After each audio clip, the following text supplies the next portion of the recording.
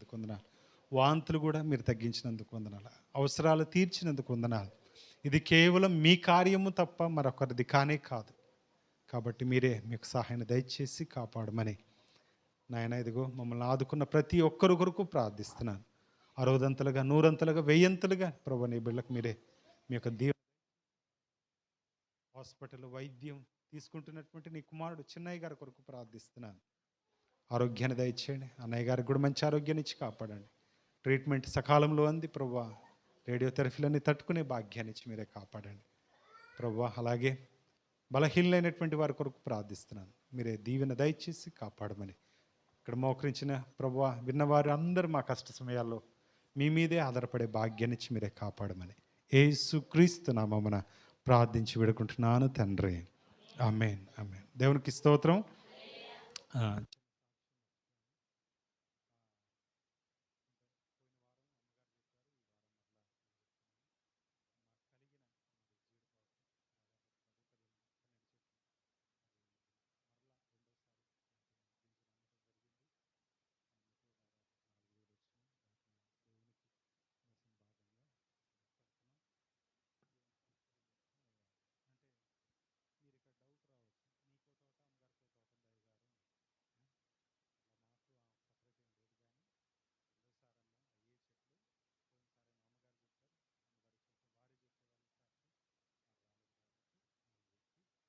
కానుకలను అక్కడ పెడుతున్నాను. దేవునికి స్తోత్రం. రైట్. ప్రియమైనటువంటి దేవుని బిళ్ళారా, కొద్ది నిమిషాలు దేవుని యొక్క వాక్య భాగాన్ని విందాం. దేవుని సన్నిధానంలో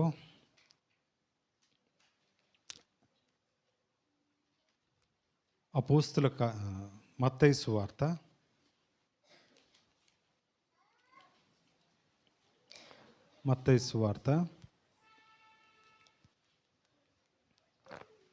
6వ అధ్యాయము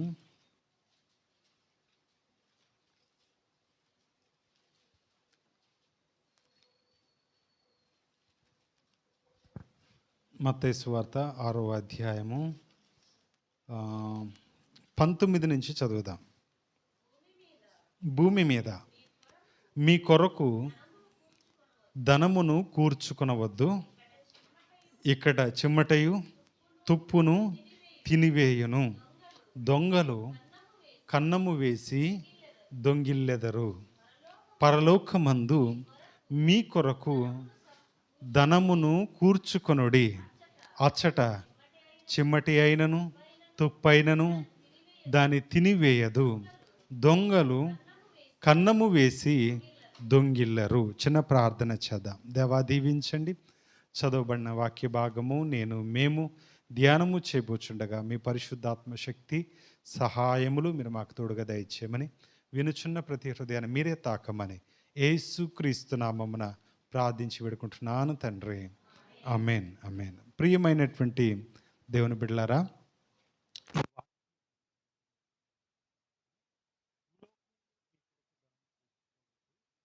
పరలోకంలో మీ కొరకు మీరు ఏం చేయండి? ధనము సమకూర్చుకునుడి అనేటటువంటి వాక్యము తెలియజేస్తా ఉన్నది. కాబట్టి పరలోకంలో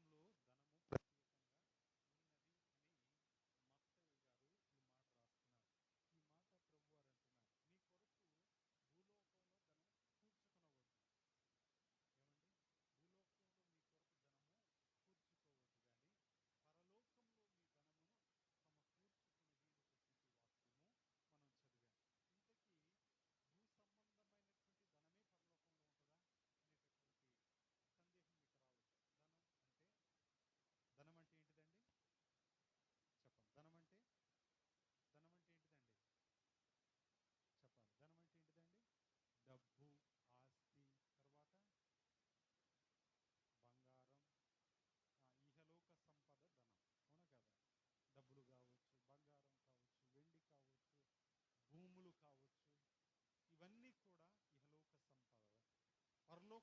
ఈ ధనం అయితే ఉండదు.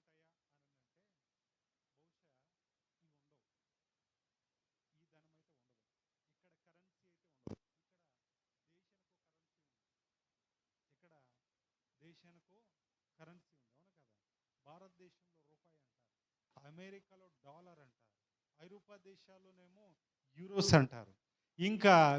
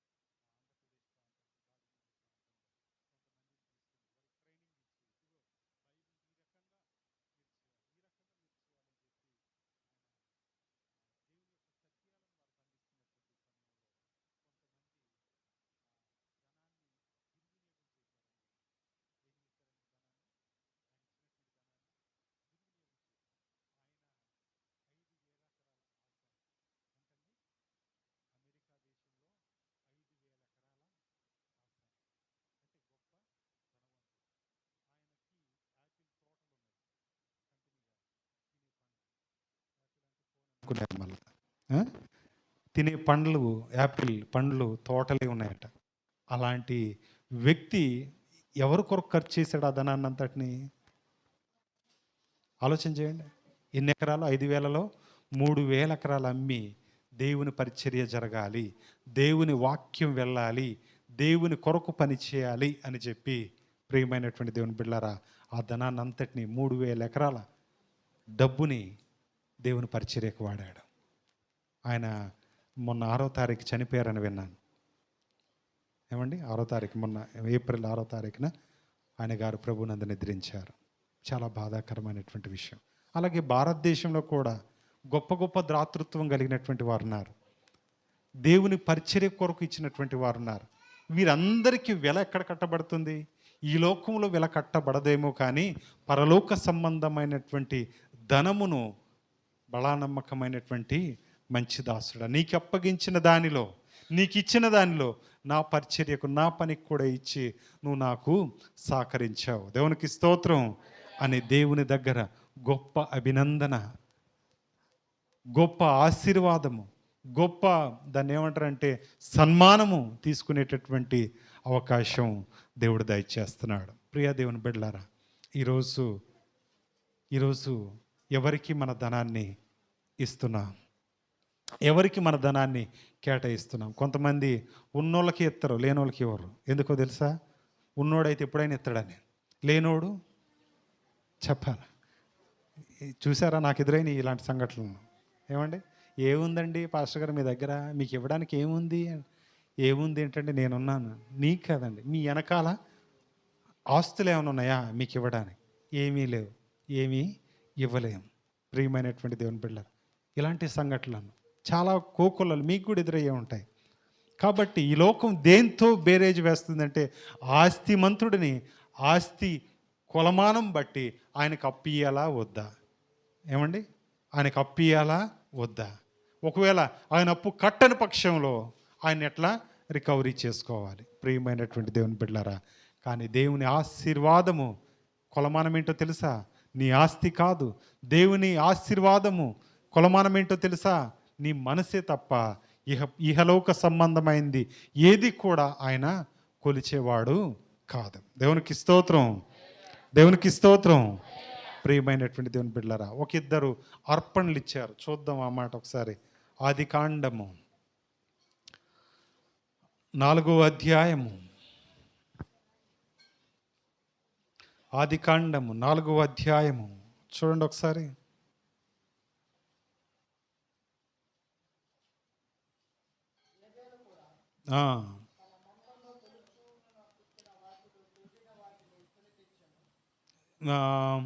రెండో వచనం చివరి భాగం. హేబేలు ఆయన ఎవరటండి? గొర్రెల కాపరి. కయ్యూను, వీళ్ళిద్దరికీ 2 పనులు ఉన్నాయి. కయ్యూను ఎవరు? కయ్యూను ఎవరు? భూమిని సేద్యపరుచుకునేవాడు. హేబేలు ఎవరు? బాగా వినాలి, వీళ్ళిద్దరికీ 2 పనులు ఉన్నాయి. ఎవరెవరికి? కయ్యూనుకి, హేబేలుకి. కయ్యూను ఎవరు అని అంటే భూమిని సేద్యపరిచేవాడు. కయ్యూను ఎవరండి అంటే వ్యవసాయం చేసేవాడు. మరి హేబేలు ఎవరు చెప్పాలి? ఎవరండి? వీళ్ళిద్దరికీ 2 పనులు ఉన్నాయి, 2 వ్యవసాయాలు ఉన్నాయి, 2 ప్రొఫెషన్లు అందాం. ఈ 2 ప్రొఫెషన్లు, ఒకరేమో రైతు, ఇంకొక ఆయనేమో గొర్రెల కాపరి. వీళ్ళు ఏం చేశారు అని అంటే 3వ వచనం. కొంతకాలమైన తర్వాత కయ్యూను పొలము పంటలో కొంత యెహోవాకు అర్పణగా తెచ్చెను. తర్వాత హేబేలు కూడా తన మందలో తొలుచూలును పుట్టిన వాటిలో ఏం చేశాడటండి? క్రొవ్విన వాటిని కొన్ని తెచ్చెను. కయ్యూనేమో పంటలో కొంత భాగాన్ని తీసుకొని అర్పణగా దేవునికి తెచ్చాడు. ఏమండి? హేబేలు ఏం చేశాడని అంటే తొలుచూలు పుట్టినటువంటి వాటిని, గ్రేడింగ్ చూడండి. హేబేలు ఏం చేశాడు? మాట్లాడాలా? హేబేలు ఏం చేశాడు? ఫస్ట్ తొలుచూలుది, తర్వాత ఆ తొలుచూలు కూడా ఎలా ఉన్నాయి? క్రొవ్విన వాటిని. దేవునికి స్తోత్రం. కయ్యూను ఏం చేశాడు? ఒకవేళ కయ్యూను మంచి పంట ఇచ్చుంటే ప్రథమ పంటను, మంచిగా పండిన పంటను అని రాసి ఉండేది బైబిల్లో. కానీ అట్లా లేదు. అక్కడేమనుంది? మరలా చదవండి. కొంతకాలమైన తరువాత కయ్యూను ఏం చేశాడు? పొలము పంటలో కొంత తెచ్చాడు. ఎంత? బా, మీరు మహాదేవిగాళ్ళు. ఎంత అంటే కొంత అంటున్నారు. ఆ కొంత అనే దానికి లెక్క లేదు. అవునా? లెక్క ఉందా? అవునా కాదా? అందుకనే మనం పండించే ధాన్యం కూడా ఎట్లా ఉండాలి? కొలత ప్రకారంగా ఉండాలి. అర్థమైందండి? ఎన్ని బస్తాలు అయినాయంటే అన్ని ఆ పేరు చెప్పాలి. అర్థమైందండి? మీకు ఎన్నో లెక్కలు ఉండాలి. మీరు కొంత డబ్బులు కొరకు కూలికి వెళ్తారా? ఎంతకి వెళ్తారు? పేరుంది కదా, ఎంత? 3 లేదా 4 లేదా 500. అవునా కదా? 500. పోనీ 5 పక్కన ఒక 0 తీసేద్దాం, ఎంత ఉంటాయి? వెళ్తారా? దాన్ని ఏమంటారు? కొంతధనం అంటారు. అవునా కదా? ఇక్కడ కయ్యూని ఏం పంట ఇచ్చాడు? కొంత ఇచ్చాడు. ఎంత? కొంత అంటే ఎంత? అది కొంచెం కావచ్చు, సేను సగం కావచ్చు, మధ్య రకం కావచ్చు, మొత్తానికి పంట అయితే తెచ్చాడు. అది ఎంత? కొంతే. దానికి ఒక కొలత లేదు, ఒక అంచనా లేదు, ఒక నియమము లేదు. కానీ ఈ 3 పెట్టుకున్నాడు హేబేల్. ఏం చేశాడు అని అంటే, నెంబర్ 1 తొలుచూలు తెచ్చాడు. రెండోదిగా ఎలాంటిది? కొవ్వింది తీసుకొని వచ్చాడు. అంటే తొలుచూల్లో పుట్టిన వాటిల్లో కూడా బలహీనమే కొన్ని ఉన్నాయి. హేబేలు ఇవ్వాలనుకుంటే ఆ తొలుచూలు పుట్టినటువంటి ఆ గొర్రెల్లో, ఆ పశు మందలో బలహీనమైనటువంటి వాటిని కూడా దేవునికి ఇవ్వచ్చు. కానీ ఆయన అట్లా ఇవ్వలే. ఆయన ఏం చేశాడు అని అంటే, క్రొవ్విన వాటిని, అంటే మంచి గొర్రెలను దేవునికి అర్పణగా ఇచ్చాడు. దేవునికి స్తోత్రం, దేవునికి స్తోత్రం. మన అర్పణ కూడా దేవునికి అలాంటిదై ఉండాలి. హేబేల్లాగా కొంత ఇచ్చాం అనద్దు. ఎంత ఇస్తున్నారో మీకు క్లియర్గా ఉండాలి. అననీయ సపీరా కూడా అంతే. ఏం చేశారు? దేవుని నిమిత్తం భూమిని అమ్మారు, దేవుని కొరకు భూమిని అమ్మారు. అమ్మిన తర్వాత డబ్బును చూసేపటికి వాళ్ళకి ఏం కలిగింది? ఆశ కలిగింది. అరే, ఇంత డబ్బులా? మందిరానక, అయ్యగారక, పేతురు గారక ఇవ్వాలా? కొంత మనం ఉంచుదాం. ఎంత ఉంచారో తెలియదు. ఏమండి, ఇంతకేమి అమ్మేవారని అంటే చెప్పాల్సింది పోయి, అయ్యా కొంత దాచుకున్నాం, కొంత మందిరానికి ఇస్తున్నాం, తప్పేం లేదు దాంట్లో. ప్రియమైనటువంటి దేవుని బిడ్డలారా, అందుకని దేవుని దగ్గర యథార్థంగా మనము ఉండడానికి ప్రయత్నం చేయాలి. దేవునికి ఇచ్చేది ఏది కూడా తిరిగి రాకుండా అయితే ఉండదు. దేవునికి స్తోత్రం, దేవునికి స్తోత్రం. అందుకనే మన ధనం ఎక్కడ కూర్చోబడింది? పరలోకమందు కూర్చోబడింది. దేవునికి స్తోత్రం, దేవునికి స్తోత్రం. ప్రియమైనటువంటి దేవుని బిడ్డలారా, మీ బంధువులకి ఇస్తే ఒక్కొక్కసారి తిరిగి రాకపోవచ్చు. ఏమండి, మేము ఉంగరం పెట్టామండి, వాళ్ళు మాకు తిరిగి పెట్టలేదు. మేము డబ్బులు ఇచ్చామండి పెళ్ళికి, కానీ మాకు ఇవ్వలేదు. ఒక్కోసారి మేము అన్ని పెట్టిపోతలు పెట్టామండి, కానీ మమ్మల్ని ఆ రకంగా చూడట్లేదు. ఏం పెట్టారంటున్నారండి? ఏమి తీసుకొచ్చారు మాకు అంటున్నారు. బంధువులు ఇలాంటి అన్యాయం చేయొచ్చు. ఇప్పుడున్నటువంటి లోకంలో, ప్రస్తుత కాలంలో ఎలా ఉన్నాయి తెలుసా? డబ్బులు ఎవరికైనా ఇస్తే ఒక శత్రువు నువ్వేం చేస్తున్నావు? మిత్రుడు పోయాడు, ఏం చేస్తున్నారండి? ఒక శత్రువుని సంపాదించుకుంటున్నారు. జాగ్రత్త. అందుకనే డబ్బుల విషయంలో మీరు ఎట్లా ఉండాలి? అకౌంటబిలిటీగా ఉండాలి. అంటే లెక్క ఒప్ప చెప్పేటటువంటి వారై ఉండాలి. ఎవరి దగ్గర తీసుకుంటే మీరేం చేయాలి? చెప్పాలి. ఏం చేయాలి? తిరిగి ఇచ్చేయాలి. అది ఎంతైనా కావచ్చు, 500 కావచ్చు. 500 కోసం ఆగలేవా అనొద్దు. అర్థమైందండి? తిరిగి ఇచ్చే గుణం, ఆ హృదయం మీకు ఎట్లా ఉండాలి. దేవునికి స్తోత్రం, దేవునికి స్తోత్రం. ప్రియమైనటువంటి దేవుని బిడ్డలారా, ఒక ఆయనకి ఇట్లనే కొంత అవసరం, ధనం ఉంటే ఇచ్చాం. ఇచ్చిన తర్వాత మళ్ళీ మా అవసరం వచ్చింది. ఒక 4-5 నెలల తర్వాత అడిగాం, ఏమండి ఉన్నాయా అని అంటే, ఉన్నాయి ఇస్తానన్నారు. సరే ఇస్తారు కదా అనుకున్నాం. ఆ తర్వాత ఫోన్ చేస్తే ఊకే కటింగ్, రింగ్ అవ్వంగానే కట్ చేస్తున్నారు. అంతకుముందు నమస్తే అన్న అనేటోళ్ళు నమస్తే పోయింది. బ్రదర్ అన్న ఇప్పుడే వస్తా అని చెప్పి వెళ్ళిపోతున్నారు. ఇంకా నాకు దొరకట్లేదు వాళ్ళు. అర్థమైందండి? ప్రియమైనటువంటి దేవుని బిడ్డలారా, ఇలాంటి లోకంలో మనం ఉంటున్నాం. చాలా జాగ్రత్తగా. కానీ దేవునికి ఇచ్చింది ప్రతిదీ కూడా ఎట్లుంటుంది? లెక్క ఉంటుంది. దేవుని దగ్గర ఏముంటుందండి? లెక్క ఉంటుంది. తెలుసా? నీ ఆయుష్కాలం ఎంత చెప్పాలి? ఎంత? 60 సంవత్సరాలు అవ్వచ్చు, 70 సంవత్సరాలు అవ్వచ్చు. ఈ 70 సంవత్సరాల కాలంలో, ఈ టైంలో నువ్వెన్నిసార్లు నీ శరీరాన్ని దేవుని కొరకు వాడావు? ఆయన దగ్గర లెక్క ఉంది. ఎవరి దగ్గర? దేవుని దగ్గర లెక్క ఉంది. నువ్వెన్నిసార్లు నీ ధనాన్ని వాడావు? ఎవరి దగ్గర లెక్క ఉంది? దేవుని దగ్గర లెక్క ఉంది. నీవెన్నిసార్లు నీ చెమటను కార్చావు దేవుని కొరకు? ఎవరి దగ్గర లెక్క ఉంది? దేవుని దగ్గర లెక్క ఉంది. ప్రియమైనటువంటి దేవుని బిడ్డలారా, ఇవన్నీ కూడా లెక్కలు ఉన్నాయి. మన టైంలోనే దేవుడు ఇవన్నీ కూడా దాచిపెట్టాడు, మన టైంలోనే. అర్థమైందండి?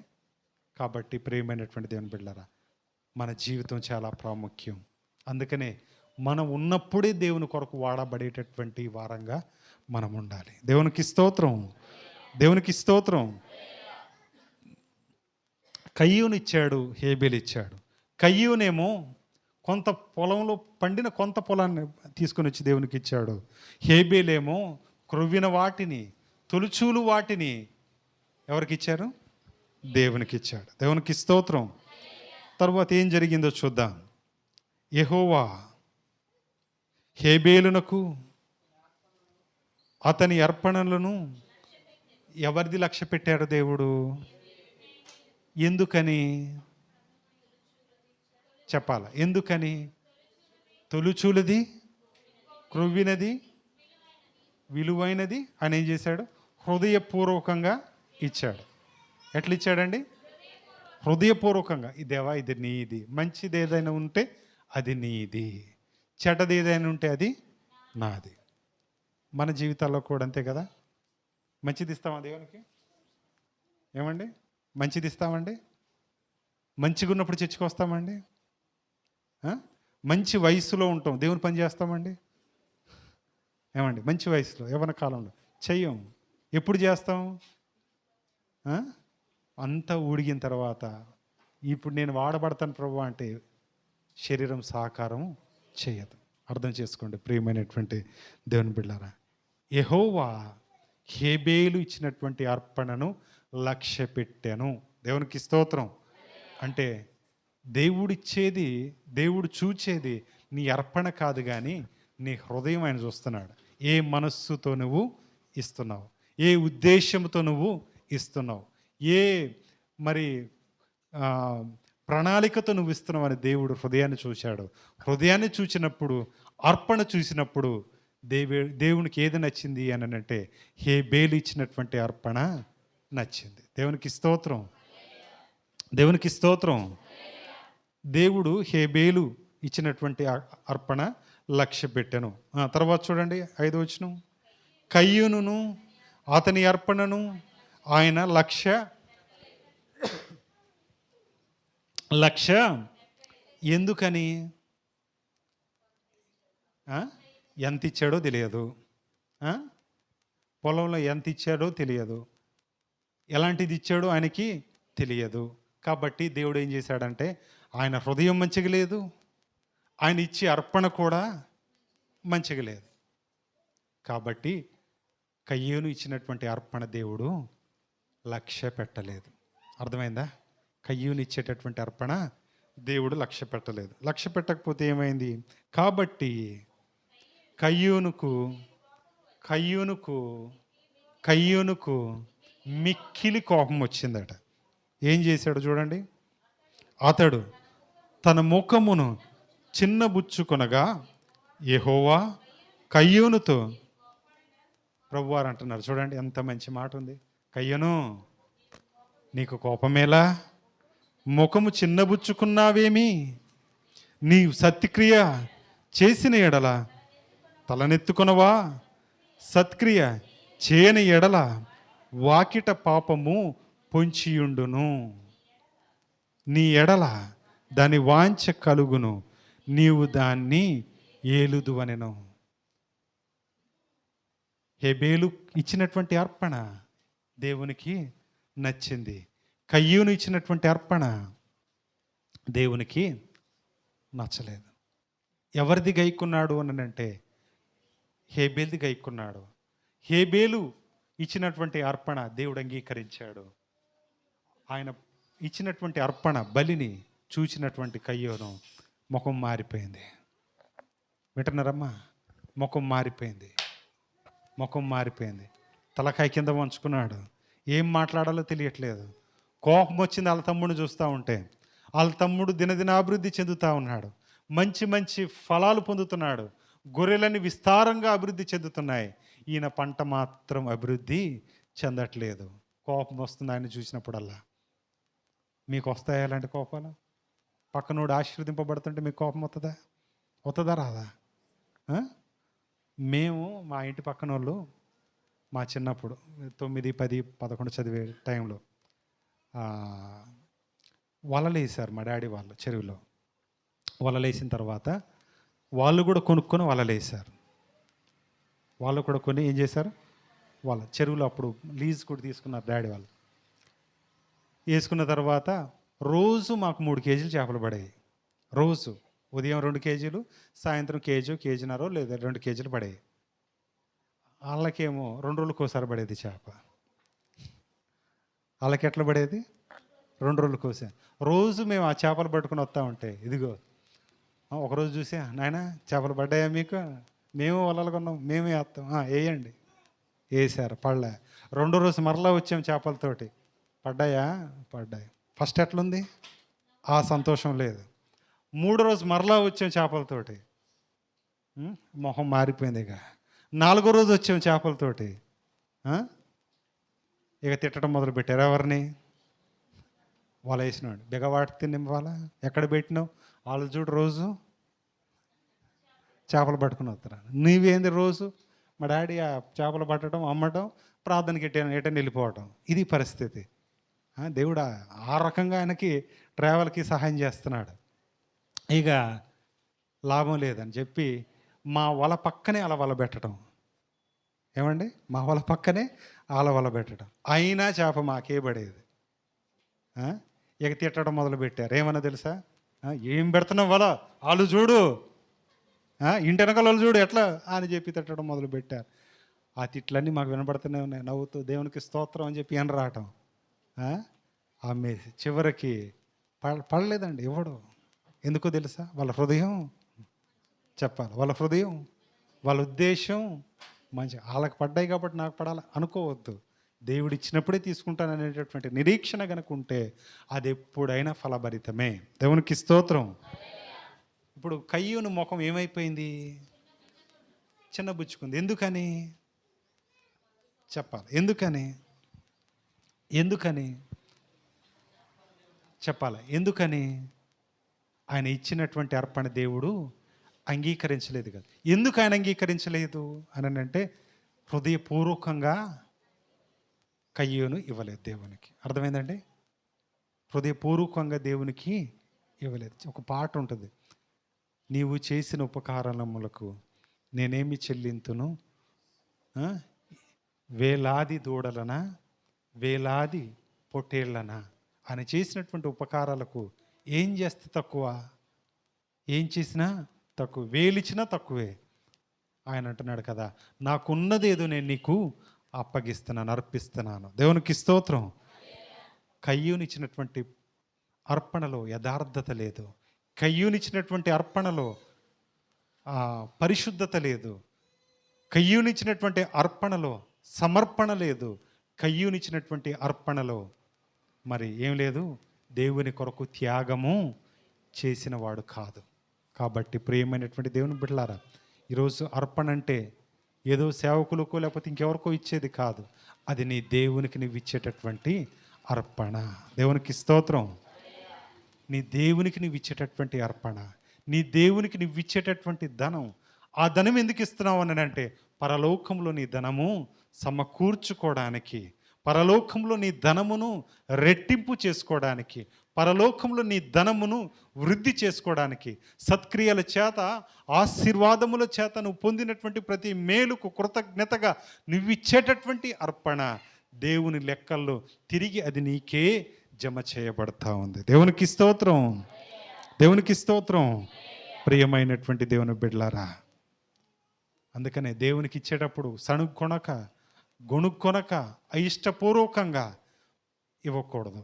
ఎట్లా ఇవ్వాలి అని అంటే, స్వచ్ఛమైనటువంటి మనస్సు కలిగి, స్వచ్ఛమైనటువంటి మరి హృదయముతో దేవునికి నువ్వు ఇచ్చేటటువంటి అర్పణ. అదేదైనా కావచ్చు, నీ మనస్సు కావచ్చు, నీ ధనము కావచ్చు, లేకపోతే నీ సమస్తం అదేదైనా కావచ్చు.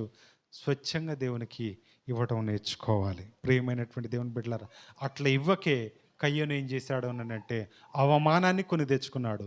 అట్లివ్వకే కయ్యోను ఏం చేసుకున్నాడు అని అంటే ఆయన పొలానికి శాపాన్ని కొని తెచ్చుకున్నాడు. అర్థమైందండి? ఆయన పొలానికి దేన్ని తెచ్చుకున్నాడండి? శాపం.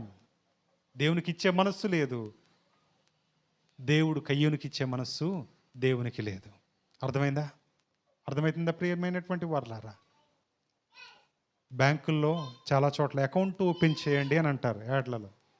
చేస్తారా? చెప్తారా అట్లా? మా దగ్గర అకౌంట్ ఓపెన్ చేయండి అంటారు. అంటారా? వింటారా? విన్నరు ఈ మాట? ఆ బ్యాంక్కి వెళ్ళాలంటే ఏం చేయాలి అని అంటే ఆ బ్యాంకులో ఎవరైతే అకౌంటెంట్ ఉన్నారో అంటే అకౌంట్ కలిగి ఉన్నారో ఆయన ఏం చేయాలి అని అంటే ఒక ఆయన నీకు ప్రపోజల్ చేయాలి. ఇదిగో ఈయన మంచి క్యాండిడేటే, ఈయనకి మీరు అకౌంట్ కల్పించండి అని ఎవరో ఒకరు షూరిటీ నీకు సంతకం చేయాలి. అప్పుడు బ్యాంకులో నీకు అకౌంట్ వస్తుంది.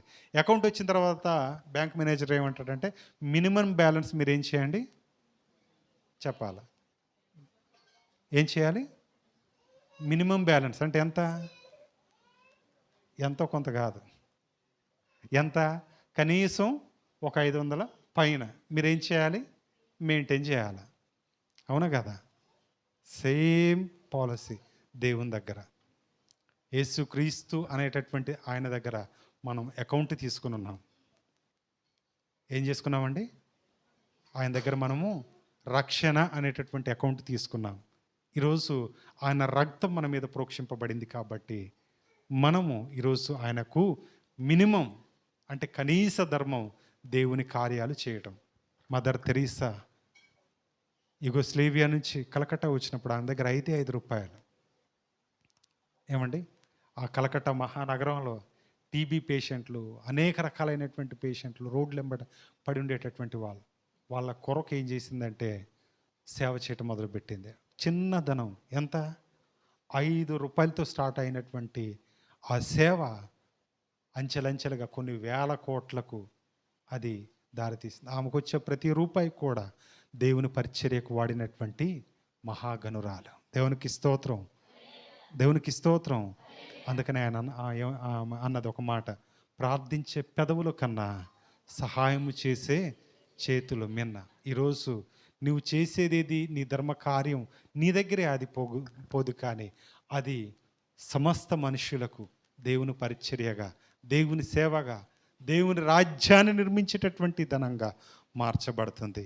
పరలోకంలో నీ ధనము అభివృద్ధి చెందబడతా ఉంది. ప్రియమైనటువంటి దేవుని బిడ్డలారా, ఒకసారి కయ్యోను హేబేలుని జ్ఞాపకం చేసుకుందాం. ఇద్దరు ఇచ్చారు, ఇద్దరు వేరువేరు పద్ధతుల్లో ఇచ్చారు. ఒకరేమో కొంత పంటను తీసుకొని ఇచ్చారు. హేబేలు మాత్రం ఎట్లా ఇచ్చాడండి?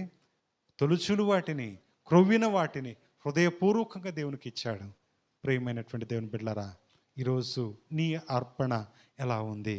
నీవు దేవునికి ఎలాంటి అర్పణ ఇవ్వాలనుకుంటున్నావు? ఇన్నాళ్ళు మీరు ఎలాంటి అర్పణ దేవునికి ఇచ్చారు? అర్పణ అంటే ధనము మాత్రమే కాదు, సమయము, శరీరము, చెమట, కష్టము ఇవన్నీ కూడా అర్పణ కిందకే వస్తాయి. కాబట్టి దయచేసి శ్రేష్టమైన అర్పణ దేవునికి ఇవ్వాలని వాక్యం తెలియజేస్తూ ఉన్నది.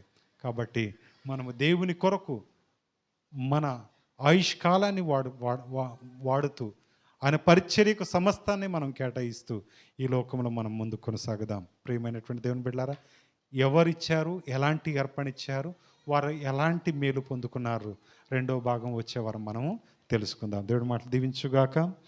ఆమేన్. తలలు వంచండి, కళ్ళు మూసుకోండి, చిన్న ప్రార్థన చేద్దాం. దేవా, దీవించండి. నీ మాటలు విన్నాం ప్రభువా. ఈరోజు కొంత వాక్య భాగాన్ని మేము విన్నాం. ఎంత అంటే కయ్యూను అర్పణ, హేబేలు అర్పణ. కయ్యూనేమో కొంత పంటలో ఇచ్చాడు, హేబేలేమో తొలుచూలు పుట్టినటువంటి గొర్రెలు, వాటిలు క్రొవ్విన వాటిని మాత్రమే మీకు ధనంగా, మీకు అర్పణగా, బలిగా ఇచ్చాడు. ఈరోజు మేమిచ్చేటటువంటి అర్పణ ఎలా ఉంది? మీ వాక్యం అంటుంది పరలోకమందు మీ ధనము కూర్చుకొనుడి అని తెలియచేస్తూ ఉంది. కాబట్టి మేము నీ కొరకు వాడబడేటటువంటి వారంగా, నీ కొరకు ప్రభువా నిలబడేటటువంటి వారంగా, నీ కొరకు మా సమయము, మా శరీరము, మా ధనము, మా సమస్తమును ప్రభువా నీ కొరకు కేటాయించి పరలోకంలో ధనము సమకూర్చుకునేటటువంటి వారంగా మీరు మమ్మల్ని తయారు చేయమని, విన్న ప్రతి హృదయాన్ని మీరే తాకమని యేసు క్రీస్తు నామమున ప్రార్థించి వేడుకుంటున్నాము తండ్రి. ఆమేన్. ఆమేన్. అందరం లేచి నిలబడి